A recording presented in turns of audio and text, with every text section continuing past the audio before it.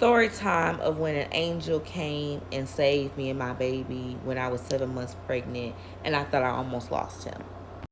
All right, so this is a disclaimer. If you are someone that's super sensitive or if you're not religious, please keep scrolling. All right. Now, I was 7 months pregnant. This is in October. In fact, it was October 3rd, to be exact, of 2023. I was really pregnant at this point. And me and my husband, we were, he was out and I was out. And I was feeling Braxton Hicks on and off. But this time I'm driving, which they do say in your third trimester, do not drive. And this is why. Because when I started driving, I noticed that there was a huge pain in my bottom, like a lot of pressure in my stomach. And you know, they call that lightning crotch, all the above. So I'm thinking nothing of it. But so when I got out the car, I started feeling worse. Like it felt like it was like my son had dropped even further because he was already sleeping low.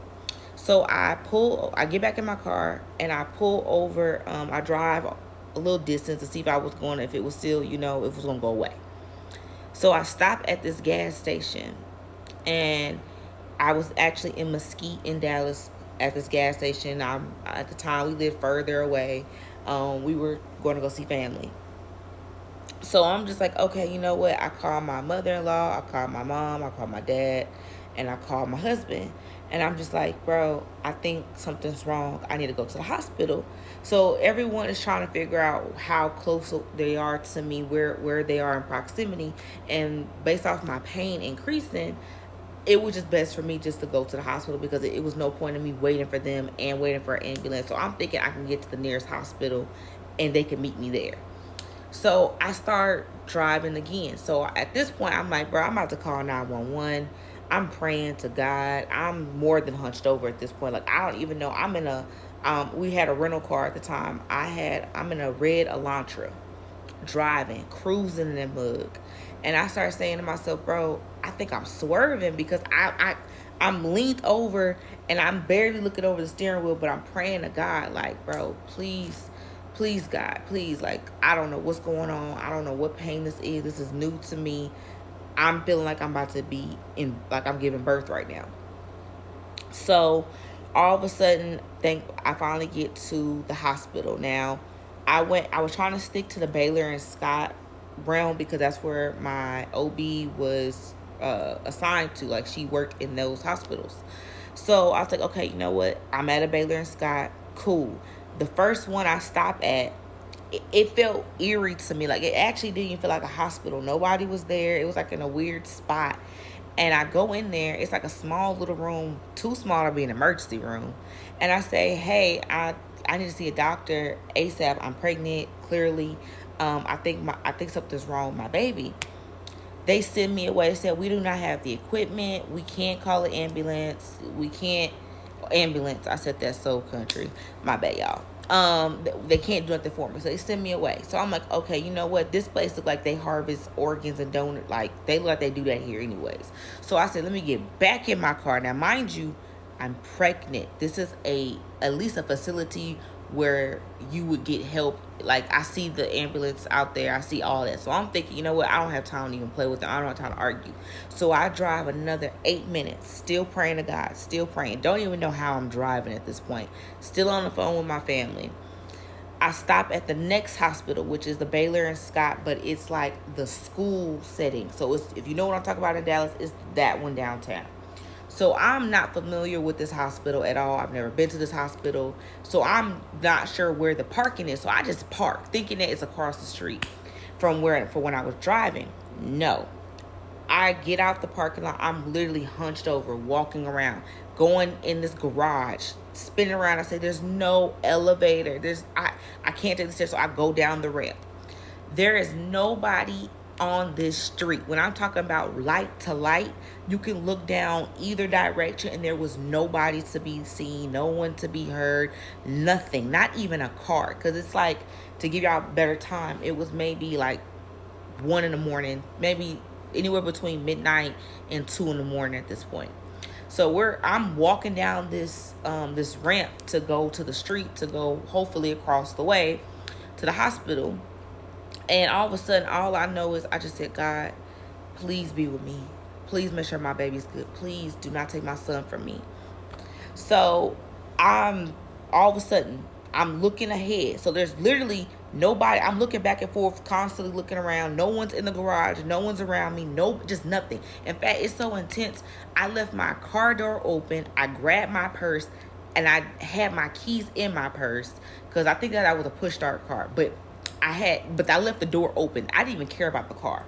So I all of a sudden see this figure that just appeared, like watch, like this, like appeared like that, just as fast as I just got back in the camera. That's how fast that figure appeared. So being that they just appeared, now mind you, this woman, and this is only for description purposes, okay, she was a white woman, super tall. I'm talking about, I would have thought she was on the women's basketball league. Like, she was tall. And I'm only 5 feet even. So she's tall. Even for the woman, I bet she's tall. And I'm like, oh my gosh, she's strong. Like, she's no discrimination. Like, I'm describing her. So she walks up to me. And, you know, in the state like that I was in, you would have thought that I would have been more guarded. But she says, hey, can I help you? Now, mind you, don't know where she came from. It's either she's turned on this street or turned on this street. There's no way for her just to appear in front of me. So she just appeared, and she said, you know what, I got you. Let's go to the hospital.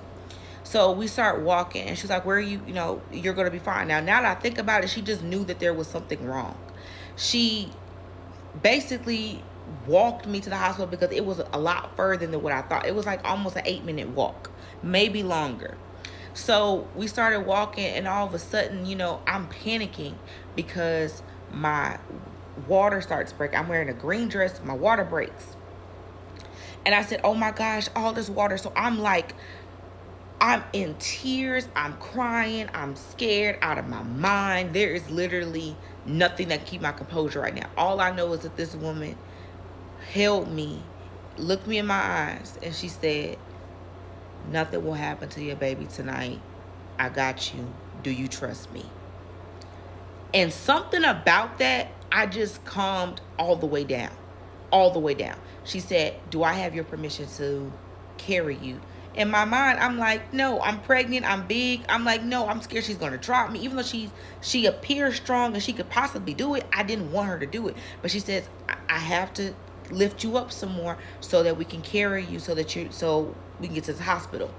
So we walk, maybe, like, she kind of has me up off the ground a little bit, and we get to the main street, and all of a sudden we see this guy, and he's actually was supposed to be delivering Wingstop, because he had Wingstop with him I think he was doing some type of DoorDash or Uber Eats or something. And she says, hey, she's pregnant, she's in labor, we need you to use your car. Could you please take us to the delivery room? He looks at me and he instantly says, yes. Now, mind you, I do not recommend this for safety reasons. This is not for everybody. I don't know what I was thinking. For some reason, I just felt like I could trust what was going on. Don't know why, but that's what happened. So he gets me in the back seat. Both of them get me in the back seat. I'm comfortable. She's telling me to remain calm. We're literally now only maybe 2 minutes, a 2-minute drive now to the hospital. And at this point, he drives to the hospital. She's telling them where to go. My people are calling me. She's on the phone with them, talking to them. Now, mind you, I don't know how she got my phone, but she got my phone enough to talk to them, explain to them where I was, and then we arrived to the hospital. Now, this is where things get crazy. Stay tuned for part 2 of this story, because, man, it gets wild, okay?